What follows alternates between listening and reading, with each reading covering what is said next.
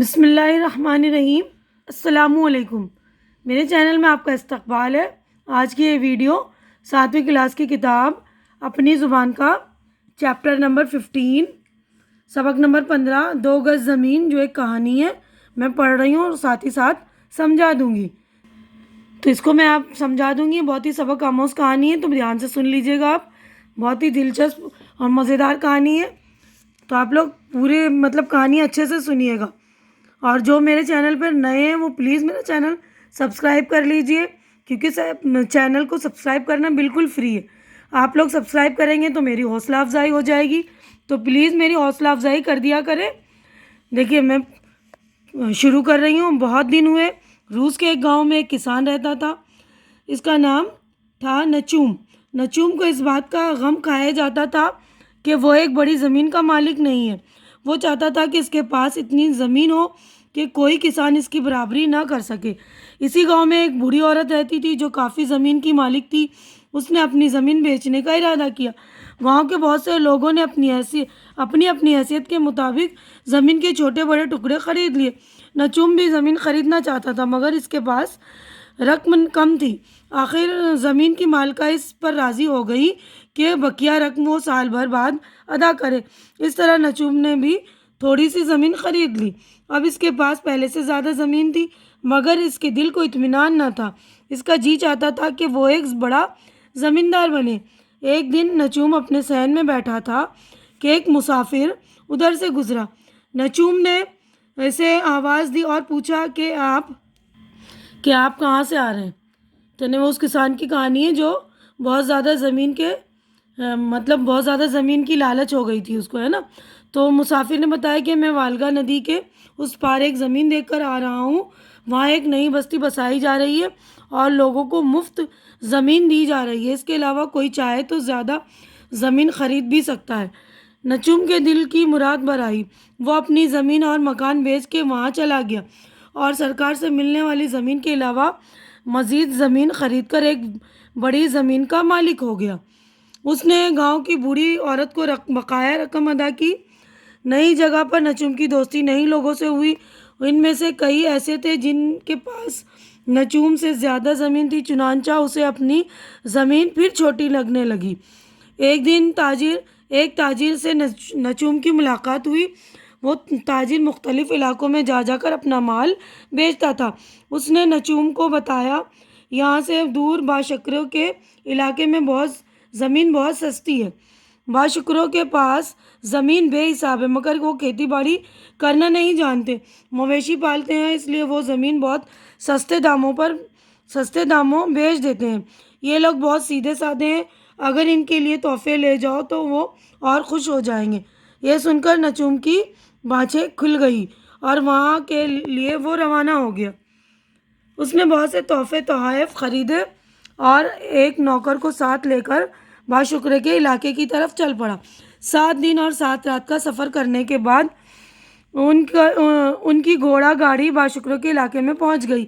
تحفے پا کر باشکرے بہت خوش ہوئے اور نچوم کا شکریہ ادا کر کے پوچھا، ہم آپ کی کیا خدمت کر سکتے ہیں؟ میں آپ کی کچھ زمین خریدنا چاہتا ہوں۔ نچوم نے کہا، ہمارے پاس بہت زمین ہے، آپ جتنی اور جدھر کی زمین چاہیں پسند کر لیں۔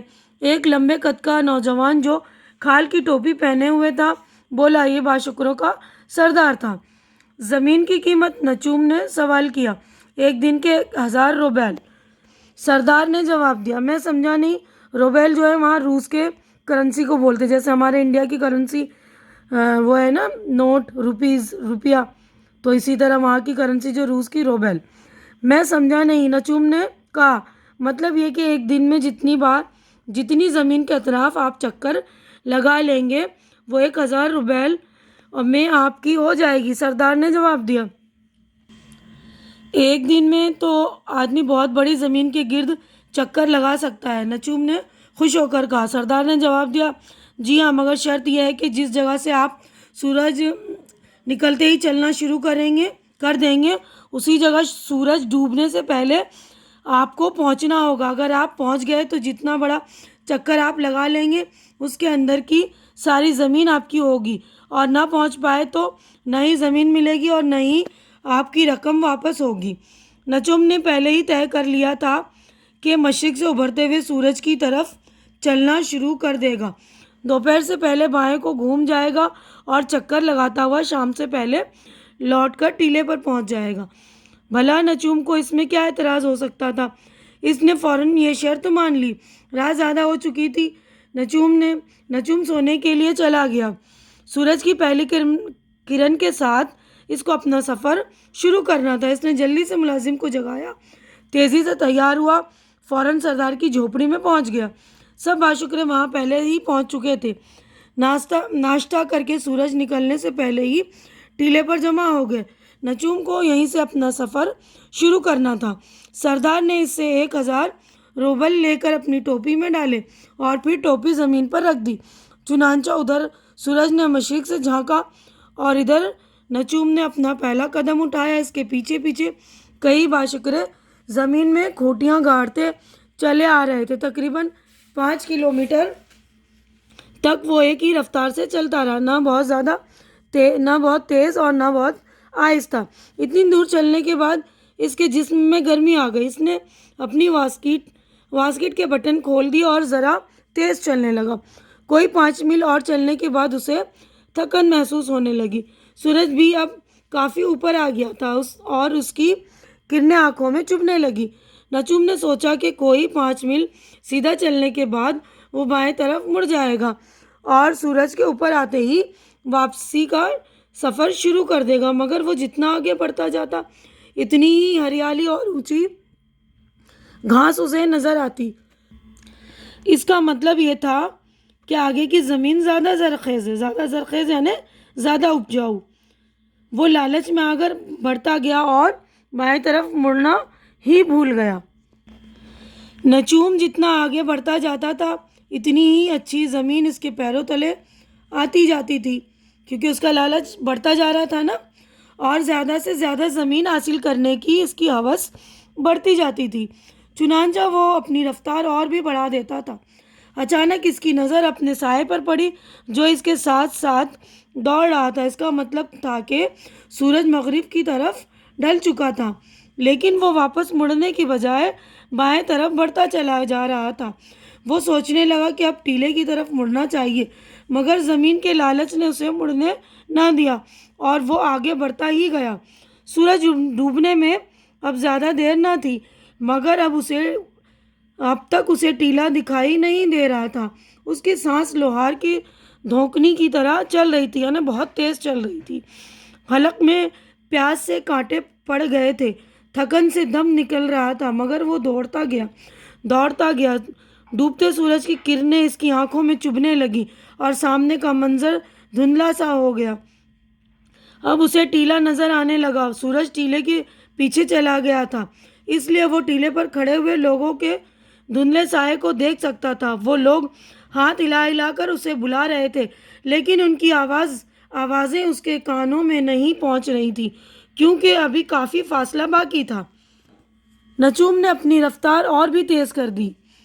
جیسے جیسے ٹیلا نزدیک آتا گیا اس کی جدوجہد بھی تیز ہوتی گئی، یعنی کوشش بڑھتی گئی، لیکن اب پیر اس کا ساتھ نہیں دے رہے تھے۔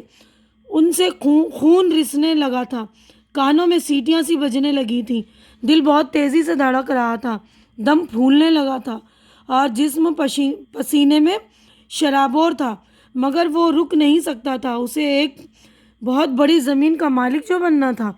کسی نہ کسی طرح وہ ٹیلے کے قریب پہنچ گیا۔ لوگ اس کی ہمت بڑھا رہے تھے، اور تیز کی آوازیں اس کے کانوں میں گونجنے لگیں۔ وہ ٹیلے پر چڑھنے لگا۔ سردار کی ٹوپی اسے صاف دکھائی دے رہی تھی۔ پھر وہ جان توڑ کر دوڑنے لگا، لیکن تیزی سے ٹیلے پر چڑھنا آسان نہ تھا۔ وہ بار بار ٹھوکریں کھا رہا تھا۔ ادھر سورج کی کرنیں ٹوپی کے کناروں کو چھو رہی تھیں۔ اچانک نجوم زبردست ٹھوکر کھا کر گر پڑا۔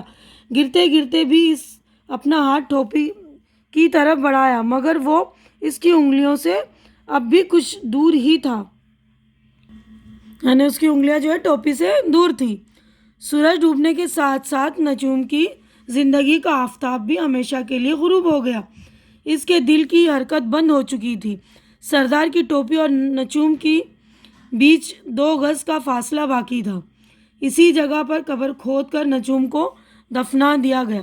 ہر انسان کی طرح نجوم کے حصے میں بھی 2 گز زمین ہی آئی، یعنی لالچ کرنے کا کوئی فائدہ نہیں ہوا نا، کہ مرنے کے بعد ہماری ساری جو ہے بس 2 گز زمین ہی ہمارے لیے ضروری ہوتی ہے نا، تو یہ بس لالچ کے انجام کے اوپر کہانی ہے۔ تو یہاں پر ہمارے جو ہے چیپٹر ہو گئی مکمل، یہ روسی کہانی ہے، روسی کہانی سے ترجمہ لی ہوئی ہے۔ تو آج کی ویڈیو میں بس اتنا ہی۔ میری ویڈیو اچھی لگ رہی تو اسے لائک کیجئے، جو ضرورت مند بچے ہیں جن کی ریڈنگ کمزور ہے ان کو دیجئے، اور میرا چینل سبسکرائب کر کے میری حوصلہ افزائی کیجئے۔ اللہ حافظ۔